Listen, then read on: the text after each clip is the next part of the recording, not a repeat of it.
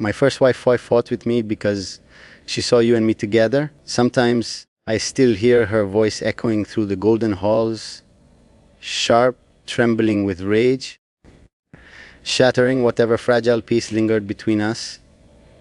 She demanded answers I couldn't give her, because how could I explain you? How could I tell her that what she saw wasn't betrayal, but something deeper? Something sacred that neither time nor vows could erase. I didn't speak.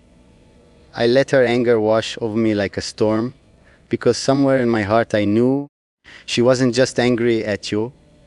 She was furious that I could love someone so completely, so hopelessly, that even marriage couldn't cage my heart. I watched her tears fall, not out of guilt, but out of pity. She deserved someone who could look at her the way I look at you. But I couldn't. I never could. Even as she screamed my name, it was your face that flashed before me. Your eyes, the way you once looked at me, as if I was more than a prince, more than a crown. You looked at me like I was human, like I was real. She looked at me and saw a title, a throne, an heir. You saw the man beneath it all. That difference destroyed my marriage before it even began. I tried to lie to myself. I told myself it was just a fleeting connection, a forbidden fascination. But every time I looked at her, all I could feel was the shadow of you. Every word she spoke reminded me of the silence we once shared, the peace that existed only in your presence. I tried to be a good husband, a good prince, but the kingdom doesn't teach you how to silence your heart. It only teaches you how to hide it. And yet, even behind all my royal masks, your name burned like a secret I could never bury. She asked me, "Do you love her?" And I couldn't answer. The silence was enough. She read it in my eyes the same way the stars read destiny. I didn't have to say yes, because the moment she saw the way I looked at you, she already knew. And that realization broke her. I saw her crumble under the weight of a love she could never compete with. I wanted to reach out, to say something kind, but every word felt like a lie. The truth was cruel, but it was all I had left. After that day, the palace grew colder. Servants whispered when I passed by. My mother avoided my gaze, and my father's disapproval grew heavier with every dawn. I became a ghost within my own walls, a prince without peace, a husband without love.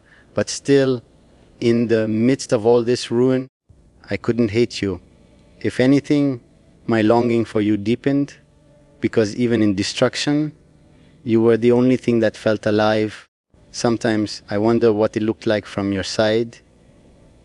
Did you see the chaos you left behind? Did you hear the echoes of my broken promises carried by the wind that night? Or did you simply vanish, carrying my heart like a stolen crown, leaving me to face the wreckage alone? I don't blame you if you did. You never asked for this. You never asked to be loved by a man bound to a kingdom that would rather destroy him than let him be free. And yet, here I am, torn between duty and desire, between what the world expects of me and what my soul screams for. I know what I did has consequences, but love has never been fair, has it? Maybe one day, history will call me a fool, a prince who threw away everything for a woman he could never have. But if loving you is foolishness, then I choose madness over emptiness every time. After that night, silence became my punishment. Every corridor of this palace seemed to hum with judgment. Every glance from the courtiers carried whispers I could not unhear. I tried to bury myself in duties, meetings, royal decrees, but every word I signed, every voice I heard reminded me that somewhere beyond these walls, you were living without me. And I envied the air around you, the ground that carried your steps. I would trade every jewel in my crown just to stand near you once more, even if the world condemned me for it. Days passed like years. My first wife barely spoke to me. Her eyes had become twin mirrors of contempt. She no longer asked where I went. for she already knew my thoughts never truly stayed with her. I began to notice how the servants avoided speaking your name, how even my mother's expression hardened when your memory entered the room. It was as if your existence had become a forbidden prayer, one that could shatter the fragile peace holding this family together. And yet, in my heart, your name was the only truth that mattered. At night, when the palace slept, I would sit by the window and stare into the gardens where we once walked. The moonlight would fall on the marble paths, and I would imagine your footsteps there again, soft, hesitant, like the first time you dared to walk beside me without bowing your head. That memory haunted me more than any dream. It made me ache, not just with longing, but with the unbearable realization that I might never see you again. Still, I couldn't let go. How could I? You had become the pulse of my soul. I wrote letters I could never send, pages filled with apologies, confessions, and dreams that would never find their way to you. I hid them in a locked drawer beneath my desk, afraid that someone might discover them, but even more afraid that one day I'd forget the shape of your name on paper. My words were my rebellion. In a world that demanded I forget you, writing became my only act of devotion. There were moments I thought of leaving everything, the palace, the crown, the expectations. I imagined a simpler life somewhere far away, where you and I could walk the streets like ordinary souls, free from eyes that judge us. I pictured you smiling without fear, and me unburdened by duty. But every time I tried to take that step, my father's voice thundered in my mind, reminding me that a prince's heart was never his own. The chains of blood and legacy are heavy, and I have worn them so long they have become part of my skin. My wife, in her bitterness, began to strike back not with words but with silence. She turned the court against me subtly, speaking of betrayal cloaked in half-truths. I could see the shift in how people bowed, how their loyalty wavered. But I did not defend myself. What could I say? That love had undone me, that I would rather lose my throne than live a life without meaning. They would not understand. Perhaps they never will. And still, despite everything, I wait. Somewhere deep inside, I hold on to a foolish hope that fate might be kinder one day, that I might see you again, if only for a moment. I don't want forgiveness, nor redemption. I only want your eyes on mine one last time, so I can tell you without fear or restraint, you were worth it all. The scandals, the war within my family, the loneliness that followed, you were worth every consequence. Sometimes I stand before the mirror and fail to recognize the man looking back at me. The reflection wears a crown, the robes of a prince, the calm expression expected of someone born to rule. But underneath, I see nothing but exhaustion and quiet ruin. The eyes staring back are not mine anymore. They belong to a man who has lost everything yet continues to breathe out of habit. When I think of you, a flicker of warmth returns, but it burns quick and disappears, leaving me colder than before. It is strange how love can both keep you alive and destroy you at the same time. My father watches me with suspicion now. He doesn't speak of you, but I see the anger simmering behind his calm exterior. He has always been a strategist, a man who wins by silence, not by swords. I know he's plotting, waiting for the moment I make a mistake large enough for him to seize everything I have left. Perhaps he already has. I can feel the invisible strings tightening around me, the quiet traps of royal politics closing in. And still, even under his gaze, my thoughts drift toward you. That, I suppose, is my greatest act of defiance. My wife pretends to have forgiven me. She walks beside me in public, smiles for the council, speaks softly when the servants are near. But in private, her silence is venom. She moves through our chambers like a ghost made of fury, a reminder of what my heart has cost. Sometimes I wish she would scream again, curse me, throw her rage at me like she once did, but now her calmness terrifies me more. I have wounded her beyond repair, and the worst part is that I can't even hate her for it. She was never the enemy, only another soul trapped in a web neither of us chose. Every night, I wander the palace grounds when everyone else is asleep. The guards know not to follow. I walk until my feet ache, until the air is heavy with dew and silence. That's when I speak to you. In whispers only the wind can hear. I tell you about the days, the hollow hours, the way your memory haunts every corridor. It's foolish, I know. But somehow it feels like you're listening. Maybe you still think of me too, beneath the same sky, somewhere far beyond this prison of gold. My mother avoids me entirely. Her hatred for you has grown into something unrecognizable, not just scorn, but fear. She believes you are a curse upon our bloodline, the reason our unity falters. And maybe in a way she's right, because since you entered my world, everything I once believed in has crumbled. But I do not regret it. If your love was a curse, then I welcome it, because it taught me what it means to be human. My mother will never understand that.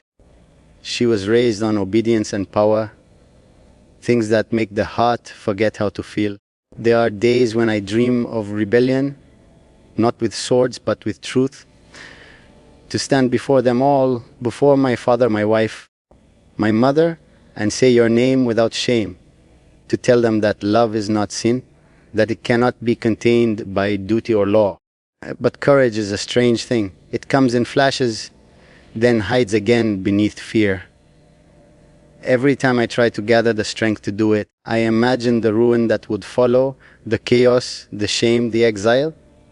And yet sometimes I think even exile would be freedom compared to this gilded cage.